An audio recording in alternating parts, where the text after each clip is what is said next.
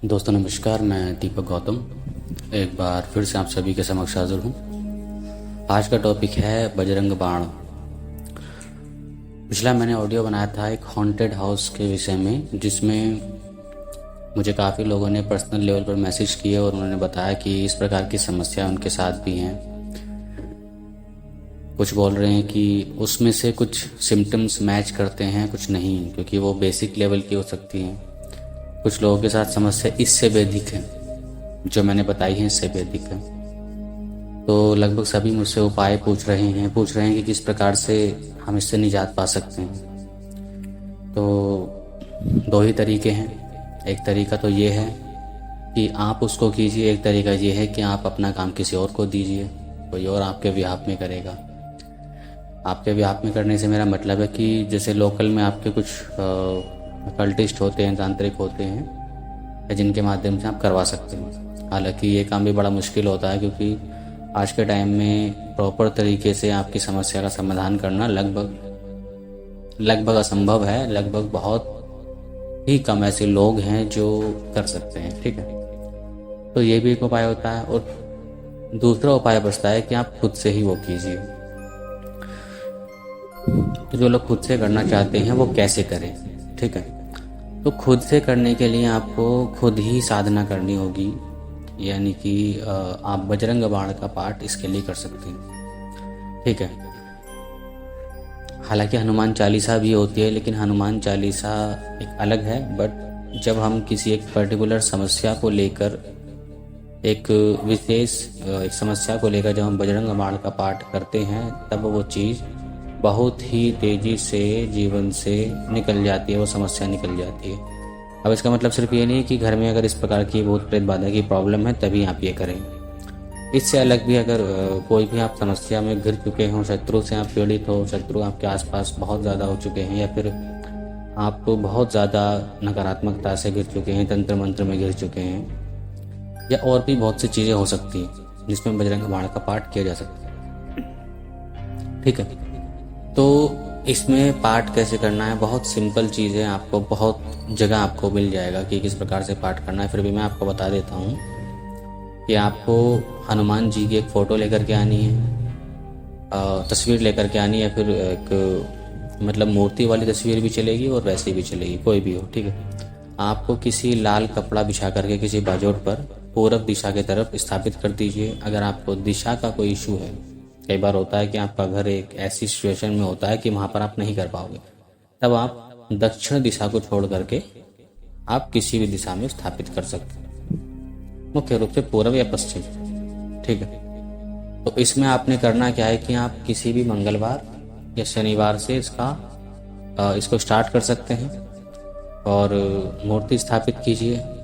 Daily आपको धूप दीप लगानी होगी, लड्डू का भोग चढ़ाना होगा। आप चाहो तो डेली चढ़ाइए, चाहो तो आप मंगल या शनिवार में चढ़ा सकते हैं। और मंगल शनिवार अपने पास के किसी हनुमान मंदिर में जाना ना भूलें। ठीक है, वहाँ भी आपको प्रसाद चढ़ाना है। तो सबसे स्टार्टिंग में यही करना है कि आपको संकल्प लेना है। आप संकल्प मंदिर में जाके लीजिए, या फिर अपने जहाँ आपने चौकी लगाई है अपने वहाँ पर आप लीजिए। ठीक है, संकल्प में आपको अपनी समस्या रखनी है कि आप किस समस्या की समाधान हेतु कर रहे हैं। जैसे मैंने कहा कि अगर आपके घर में नकारात्मकताएं हैं तो उसके लिए भी आप ये संकल्प ले सकते हैं, या फिर आप किसी भी प्रकार की चीज़ों से गिर चुके हैं तो आप उसके लिए भी ले सकते हैं, उसके समाधान के लिए। अब ये आपको देखना है कि आपकी जो समस्या है वो कितनी ज़्यादा है। अगर आप बहुत ज़्यादा समस्या फेस कर रहे हैं तो आपको कम से भी कम 41 दिन का आपको संकल्प लेना ही होगा। ठीक, 41 दिन का संकल्प लेना होगा। और उसके बाद पूर्ण पवित्रता के साथ, पूर्ण पवित्रता से मेरा मतलब है कि आप इस बीच किसी प्रकार के तामसिक भोजन का प्रयोग नहीं करोगे, किसी भी प्रकार से लड़की के या फिर महिला के संपर्क में नहीं आओगे, चाहे आप शादीशुदा हो या ना हो। ठीक, और पूर्ण पवित्रता के साथ ये करना है। और आपको सुबह और शाम आपको पाठ करना है। अब अगर जैसे मैंने कहा कि अगर समस्या आपके साथ बहुत ज़्यादा है तो आप सुबह और शाम 11-11 पाठ का संकल्प ले सकते हैं। और अगर आपको लगता है कि समस्या उस लेवल पर नहीं है, बहुत जो हो जाता है ना कि बहुत अधिक होती है, वहाँ पर नहीं है, तो आप सिर्फ एक टाइम में 11 पाठ का संकल्प भी ले सकते हैं। तो आपने करना क्या है कि पहले धूप दीप लगा दीजिए, तिल के तेल का दीपक लगाइए, ठीक है। और जो हनुमान जी का सिंदूर होता है उसे चमेली का तेल मिला करके सिंदूर बनाइए। कोई भी सुगंधित अगरबत्ती लगाइए, धूपबत्ती लगाइए। हनुमान जी को जो फूल जो अर्पित होते हैं वो पीले फूल होते हैं, यानी कि गेंदे के फूल आप अर्पित कर सकते हैं, या फिर आप जो आपको अवेलेबल हो आप अर्पित कर सकते हैं। मिष्ठान में आप बूंदी के लड्डू या मोतीचूर के लड्डू का प्रयोग कर सकते हैं, ठीक है। और धूप दीप लगाने के बाद, लड्डू का भोग लगाने के बाद हनुमान जी का नाम लेते हुए वो तिलक आपको हनुमान जी के माथे पर लगाना है और फिर खुद के माथे पर लगाना है। और हनुमान जी से प्रार्थना करने के बाद आप बजरंग बाण का पाठ स्टार्ट कीजिए, ठीक है। लेकिन एक चीज़ ध्यान रखिए कि बजरंग बाण के पाठ के स्टार्टिंग से पहले आपको राम नाम का जप कुछ देर करना होगा। कुछ देर 5 मिनट बैठिए, राम नाम का जाप कीजिए। उसके बाद आप बजरंग बाण का पाठ कीजिए जितनी बार आप करना चाहते हैं, 11 बार, 21 बार, 41 बार, क्योंकि ये क्षमता पर निर्भर करता है कि व्यक्ति की क्षमता कितनी है। और उसके बाद लास्ट में फिर राम नाम का जाप कीजिए और इस प्रकार से आपकी वो साधना समाप्त हो जाएगी। फिर आप माथा टेकिए, अपनी प्रार्थना कीजिए और उठ जाइए। अगर आप घर की किसी नकारात्मकता में बहुत ज़्यादा उलझे हैं, जैसे कि मैंने पिछली बार एक ऑडियो बनाया था, तो ये देख लेना कि जब ये आप शुरू करोगे तो चीज़ें इंटेंस हो जाएंगी। वहाँ की जो चीज़ें हैं एकदम से आपको ज़्यादा प्रभाव डालने लगेंगी, फैमिली पर प्रभाव डालने लगेंगी।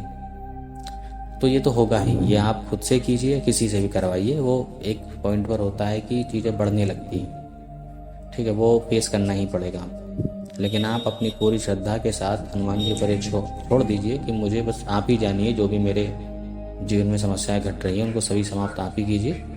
उन पर छोड़ करके अपनी साधना पर लग जाइए, ठीक है।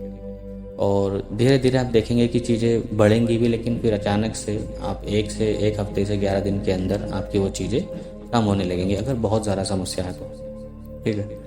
और फिर कम होते होते एक दिन उसका पूरा निवारण हो जाएगा, ठीक है। जितना आप संकल्प ले सकते हैं उतना संकल्प लीजिए अपनी क्षमता के अनुसार। मैंने यहाँ कहा 11 दिन से लेकर के आप 21 दिन, 41 दिन, 31 दिन या फिर इससे अधिक कोई भी आप ले सकते हैं। लेकिन बड़ी से बड़ी समस्या के लिए भी आप 41 दिन तक का पाठ लेकर उसका समाधान कर सकते हैं, ठीक है।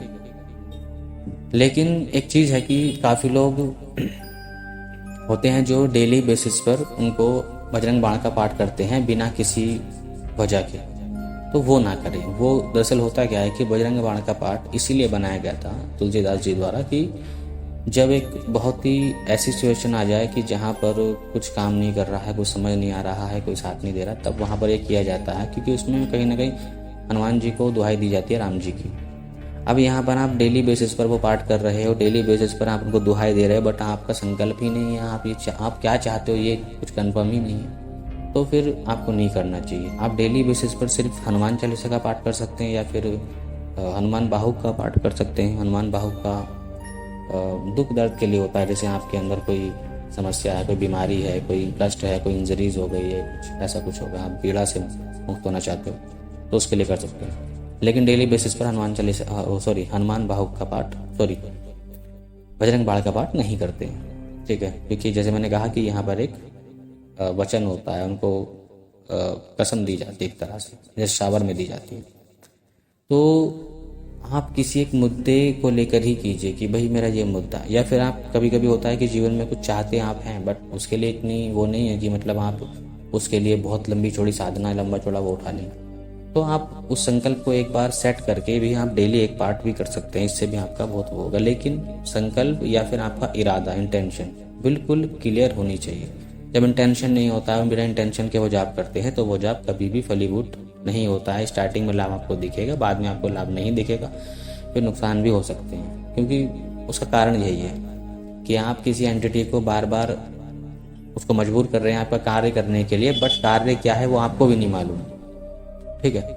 तो ये यहाँ पर ये होता है। लेकिन फिर भी अगर आप हनुमान जी की कृपा चाहते हैं तो आप हनुमान चालीसा का पाठ कर सकते हैं। मैंने पूरी वीडियो उस पर बनाई है, हालांकि बहुत बेसिक सी चीज़ें हैं, आपको हर जगह मिल जाएगा। आजकल ट्रेंड चल रहा है हनुमान जी का, तो लगभग सारे प्रोसेस आपको मिल जाएंगे। हनुमान चालीसा, बजरंग बाण, हनुमान बाहुक, हनुमान अष्टक, सबका मिल जाता है। लेकिन फिर भी जैसे मुझे लोगों ने कहा था कि उनके साथ जो समस्या, उनका समाधान कैसे हो। कई बार वो अफोर्ड कर पाते हैं किसी दूसरे व्यक्ति को, कई बार नहीं भी कर पाते हैं, ठीक है। क्योंकि दूसरा व्यक्ति अगर आपके साथ आपके बिहाफ में कोई काम करेगा तो सीधी सी बात आपसे फीस तो लेगा ही, ठीक है। क्योंकि वो सारी समस्या कहीं ना कहीं करने वाले पर भी आती है, तो वो उसको भी झेलता है, साथ में आपके बिहाफ में उसको करता भी है, तो भाई उसकी फ़ीस तो बनती है। और वो फ़ीस कितनी बनती है कितनी नहीं वो मुझे भी नहीं मालूम है, कौन आपसे कितना ले, कितनी आपकी समस्या है, ये मेरा इसमें कोई मैटर नहीं। या पर्सनली मुझसे कुछ कराना चाहते हो बात अलग है, ठीक है। बट अगर कई बार होता है ना कि आप नहीं अफोर्ड करते हैं तब आप खुद कर सकते हो, और जो लोग खुद ही नहीं करना चाहते उनका कुछ नहीं हो सकता, उनका कभी कुछ नहीं होगा, उनका कभी कुछ नहीं हो सकता। क्योंकि जो व्यक्ति एनर्जी एक्सचेंज के रूप में या दक्षिणा के रूप में ना अपनी मेहनत देना चाहता हो भगवान को, ना किसी दूसरे व्यक्ति को धन देना चाहता हो, और सिर्फ चाहता है हमारा काम हो जाए, तो वो सोच वाले लोग जीवन में कभी कुछ पा ही नहीं सकते हैं। वो बस सरकार की फ्री सुविधाओं का लाभ तो ले सकते हैं, अन्यथा कुछ नहीं ले सकते, ठीक है। क्योंकि मैं बहुत से ऐसे लोगों से मिलता हूँ, ऐसे लोगों से मेरी बातें होती हैं, और बड़ा गुस्सा आता है सिचुएशन पे जब व्यक्ति को अगर आप सामने वाले को कुछ उपाय भी बताओ तब वो उसको करने से मना कर देता है, पीछे पड़ जाता है कि आप ही कर दीजिए, और फीस के नाम पर दहला उनके पास नहीं होता। तो ऐसे लोगों से मैं बहुत बचता हूँ, और बचता क्या हूँ, ऐसे लोगों को मैं बात ही करना पसंद नहीं करता। क्योंकि जो अपने लिए खड़ा नहीं हो सकता वो किसी के लिए कुछ नहीं कर सकता। तो भाई आपको कुछ तो देना ही होगा, या तो आप धन अपने जीवन में देंगे या फिर आप अपनी मेहनत देंगे।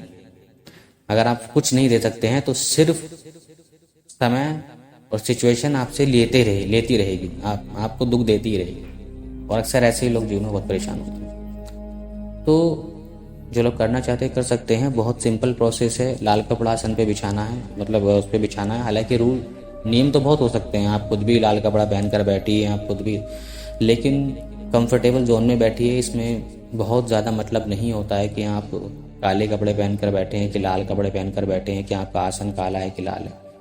हाँ, काली चीज़ का प्रयोग मत कीजिएगा, बस काले कपड़े का, काले आसन का प्रयोग मत कीजिएगा। बाकी आप सफ़ेद का प्रयोग कर सकते हैं, पीला, नीला, हरा, जो भी हो आप कर सकते हैं, ठीक है।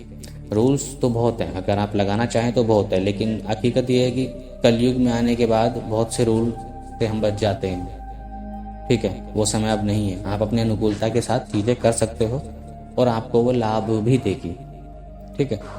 जैसे मैंने कहा कि आपका संकल्प मजबूत होना चाहिए, क्योंकि जब चीज़ें आपके साथ, कई बार क्या होता है जब कोई गलत शक्ति किसी भी फॉर्म में आपके जीवन में काम कर रही है, कर्मा के फॉर्म में काम कर रही है, तंत्र के फॉर्म में काम कर रही है, किसी स्पिरिट्स के फॉर्म में काम कर रही है, तब उसके कटने पर एक झटका ज़रूर लगता है जीवन में। ऐसा लगता है कि भाई कि अचानक से चीज़ें बढ़ गई हैं, लेकिन वो बढ़ती नहीं है। ये ठीक शांति से पहले का आने वाला तूफान होता है और कुछ नहीं, ठीक है। तो आप ये कर सकते हैं। लगभग पूरा प्रोसेस मैं आपको बता चुका हूँ। और एक चीज़ कि जैसे मैंने कहा कि आपको तामसिक भोजन से दूर रहना है, जितने व्यसन होते हैं सबसे दूर रहना है, और महिलाओं से दूर रहना है। और अगर आप किसी घर के हिस्से में, जैसे घर के हिस्से में क्या होता है कि आप घर में आप ये सब कर रहे हैं बट आपके घर में नॉनवेज वगैरह बन रहा है, तो ऐसी कंडीशन में मैं यही कहूँगा कि या तो आप रोक लगाइए घर में, ये सब ना करें, या फिर आप इस साधना को, इस प्रैक्टिस को आप मंदिर में बैठकर कीजिए। क्योंकि अक्सर ऐसी समस्याओं के चलते घर में बहुत नकारात्मक चीज़ों का प्रभाव जब होता है तो ये सब चीज़ें बढ़ जाती हैं। मांस मदिरा का सेवन बढ़ जाता है, इन सब चीज़ों का सेवन बढ़ जाता है, तो कई बार हम रोक भी नहीं लगा पाते हैं दूसरे व्यक्ति पर, ठीक है। तो आप इसका, अगर आप ये देख सकते हैं कि भाई आप जिस घर में आप रहते हो, जैसे मैंने पिछली बार अपनी ऑडियो में बताया था हनुमान चालीसा वाली में, कि कई बार एक ही घर में कुछ अलग अलग स्थान पर, मतलब अलग अलग कमरे होते हैं, एक दूसरे कोने में होता है, एक दूसरे कोने में होता है। एक भाई इस कमरे में अपनी फैमिली को लेकर रहता है, दूसरा भाई उस कमरे में अपनी फैमिली को लेकर रहता है, खाना पीना सब कुछ अलग होता है। तो ऐसी सिचुएशन में आप कर सकते हो, लेकिन जब खाना पीना सब कुछ आपका एक ही साथ हो, सब कुछ हो, तब आपको नियम की आवश्यकता फिर होगी, ठीक है। आप ये नियम कीजिए। अगर आप ये भी ना कर पाएँ तो देखिए फिर आप मंदिर में इसका पाठ कर सकते हैं संकल्प लेकर, अन्यथा फिर इसका कोई दूसरा उपाय नहीं है, ठीक है। और लगभग मैं सारी बातें बता चुका हूँ। आज के लिए इतना ही। नमस्कार, धन्यवाद।